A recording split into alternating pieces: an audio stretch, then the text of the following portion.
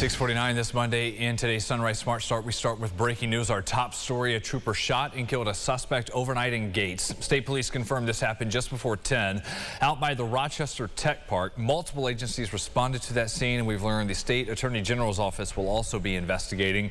Police have not released any other details yet on what exactly happened or if that suspect killed was armed. But here's what the immediate calls sounded like on the radio.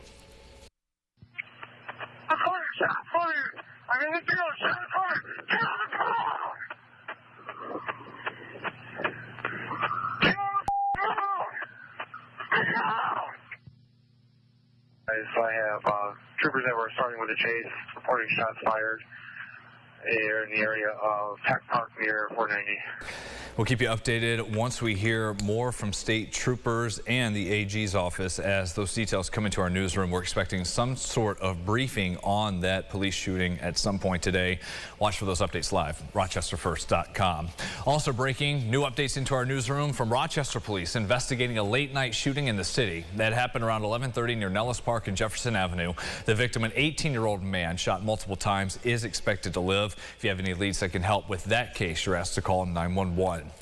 Police are also asking for help in finding a stolen vehicle which had the owner's dog inside. This is in the Finger Lakes, happened in Seneca County, and we have pictures coming from state troopers trying to get the word out. They say in the middle, a black Jeep Cherokee that looked like that one was taken Saturday from the Waterloo outlets, and the owner's dog, pictured here on the right and left, a Morkie, a Maltese Poodle and Yorkie mix. About 3.5 pounds. His name is Glenn. The car stolen has a Pennsylvania tag, JWK 2417. If you have any information that can help find that owner's vehicle and dog, reach out to New York State Police. Nurses at RGH are back at work now following what was their scheduled 2-day strike last week. The question this morning, what exactly is next?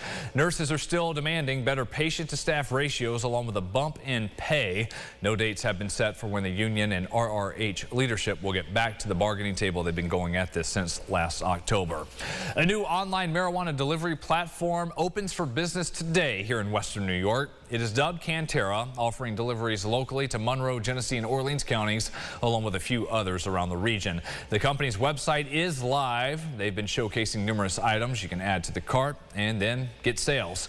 Founders of the company say Cantera works with farmers in the region to stock inventory. They add they hope the site makes acquiring cannabis safer and more approachable to more customers. Ahead of what could be a contentious courtroom fight, former President Donald Trump slammed the indictment brought last week by special counsel Jack Smith. Trump's team has also been ordered to respond as soon as possible, meaning today, to the Justice Department, which is seeking to restrain comments about the case made by Trump. His legal team also plans to ask for a motion to dismiss the charges in the January 6th case, or at least to move the venue. Trump's grip on the Republican Party remains very strong as he and his rivals campaign ahead of later this month, the first GOP debate in this cycle. The focus is also in Georgia, where a fourth indictment against the former president looms. It could come in the next couple of weeks. With the school year approaching, many of us are headed out on the road to soak up the last bit of summer, maybe a final family vacation. Keep an eye on the rising prices at the pump. Nationwide, the average cost of fuel has bumped up nearly 30 cents compared to a month ago. AAA says it boils down to supply and demand and oil prices and extreme heat in other parts of the U.S. In certain parts of the country, extreme temperatures, triple digits, will affect refineries because they don't want to work in such extreme heat. Here locally, new numbers out this morning show the average is $3.90 a gallon for the county, up 10 cents from last week. The state average also at $3.90, nationwide a bit lower at $3.82. Let's talk about your forecast. Not so much a focus here today on big heat, but rain this morning, that moved out. And then storms, that's what we're keeping our eye on this afternoon. Here's meteorologist James Gilbert. James? Brendan, the waiting game right now. We got a couple hours until those storms get going. And it's going to be warm with numbers climbing easily into the 80s. I expect low to mid 80s by about lunchtime. And then there it is. Showers doesn't look like much, but some of these individual cells here could really pack a punch. Maybe some severe thunderstorm warnings issued for the area that we need to watch out for.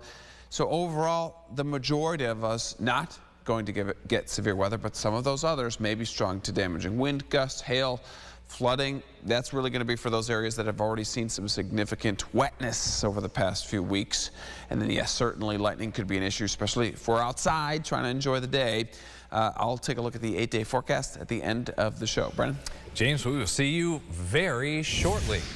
6:54, check sunrise traffic here this Monday. New reports of a crash out on the west side at West Broad Street and Smith Street just within the last 3 minutes or so. Main expressways 390, other than construction between Greece and Gates, you're good. 590 not slowing down at all, headed towards Empire and Browncroft and Blossom. Keep an eye on that. Check the roads again for you at about 7:25 during CBS Mornings. We're playing soccer this afternoon. Now listen to the skies. You hear thunder, head inside. Otherwise, hot and humid. Don't forget that umbrella Yep. or a rain jacket, if you're me, right? We'll see you back in half an hour. CBS Mornings coming your way next. Follow News 8 wherever you are on RochesterFirst.com, Facebook, Twitter, and on our app for news and weather.